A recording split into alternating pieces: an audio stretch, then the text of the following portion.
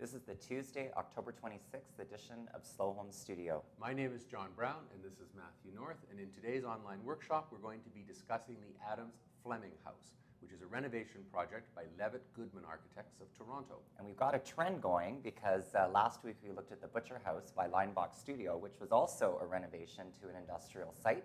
And this house carries on that same tradition. That's right, and this time the site is an old auto body shop, which is adjacent to a railway line and a supermarket parking lot. And the result is a 2,000 square foot domestic oasis, as the architects say, that includes both inside and outside space. I love looking at these projects, so let's look at some of the images. Right, and what I thought we should do is concentrate on three specific details, and we're going to be posting all of the images in Slow Home Gallery for you to have a look at. But just three things that I thought. This is the front. And obviously this is the old building.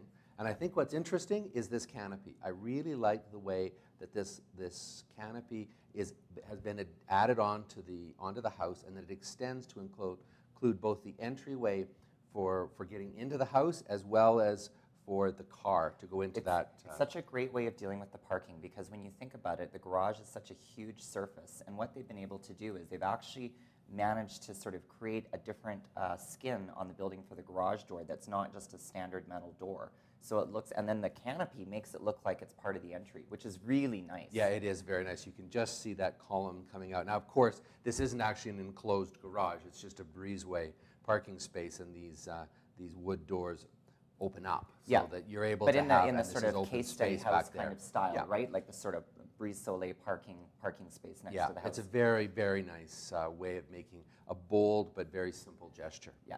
So then looking around, this is the Oasis part. Interesting to think that there's a supermarket parking lot on one side, and then you've got this. It really is a lovely kind of Oasis space. We're going to, maybe you'll be able to see more pictures of the outside. We're really going to be concentrating on the inside, and we can, if we look through, we can see the car just over on that side. And so really you walk from the front entrance through the kitchen into the So you'll get, once you come in past the entry, you'll get that view into the outdoor That's right. So that's kind of now just moving in, basically just in from the door. So that's the front door, and you walk through the kitchen to get into the dining room space, and then the living room space is over there. And the second detail is in this kitchen area.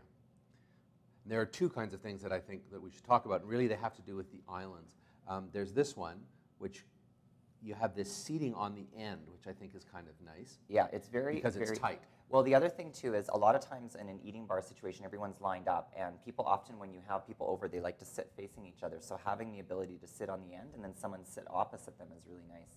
And then there's this other sitting area, which is a secondary surface that looks out onto the side yard. Yeah. So this is actually where the car would be, just in front of that. And we can see a slightly better image of that right there. That is really clever. That's a great place to sit. I mean, that's where you sit and read the paper or work on your laptop in the morning with a cup of coffee, and you've got a great relationship to the outdoor space, which is something we talk about all the time. I agree. I think it's also appropriate given the challenge, the circulation challenge that this house has, which is to be coming from the entrance and having to walk through the kitchen to get to every space. If we just go back, if we just go back here, we can see that we're walking through this. And so what we have, got some technical problems here this morning, excuse me, is we've got two sides of the kitchen. This area is the workspace. Yeah. That's where all the real meat of the action is happening. Yep. And then you've got this space, which is really kind of circulation to get in. And so we've got the work island on one side, and then on the other side, we've got that seating island. Yeah. Which is oriented towards particularly the garden. Nice. Yeah. And then the last detail is over here. So we've now turned the corner, looking to the right, and we've got this living space going up a few steps to the study on the back, on the other side. And I really want to talk about this detail here, because it's got all sorts of things going on at the same time. And we've talked about some of our detailing of fireplaces and how to deal with the insert fireplace in the past.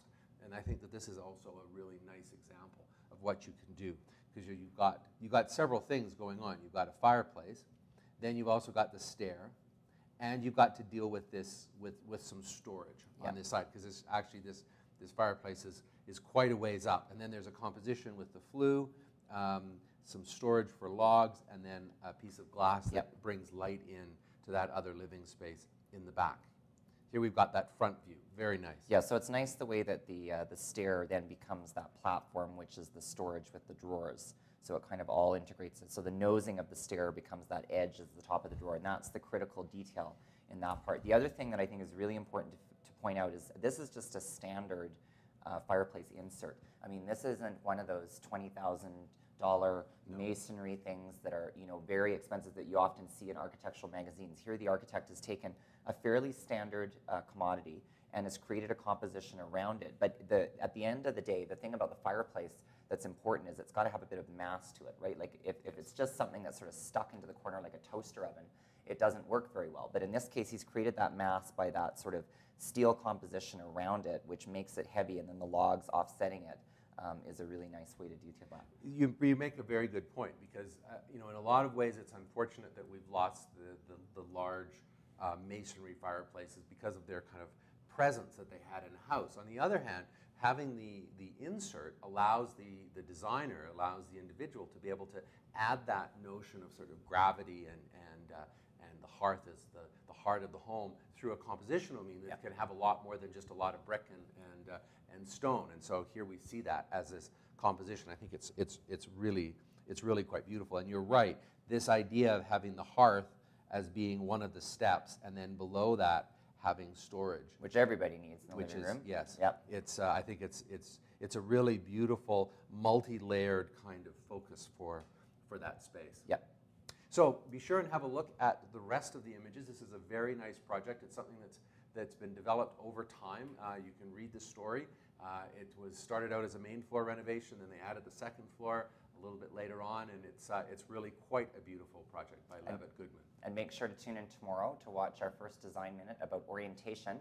And then on Thursday, we're going to be answering a question from one of our viewers. And then Friday, we're going to be posting all of the information that you need for the design project for our live session on Saturday. And I would like to say that it's important to remember that we're really actively looking for questions that you might have. It might be a burning question that you really want to discuss. I've got a burning question that I need to ask John. Right. Something about my gas appliances. Or it might be something that just strikes you about something that we've said on the site, a question that you might have about a project or the design project that we might be working on. Whatever it is, please send it in. Send it to my address, john@slowhomestudio.com, and we will do our best to answer it. I think that's all we have time for today, so we will see you tomorrow. Bye. Bye.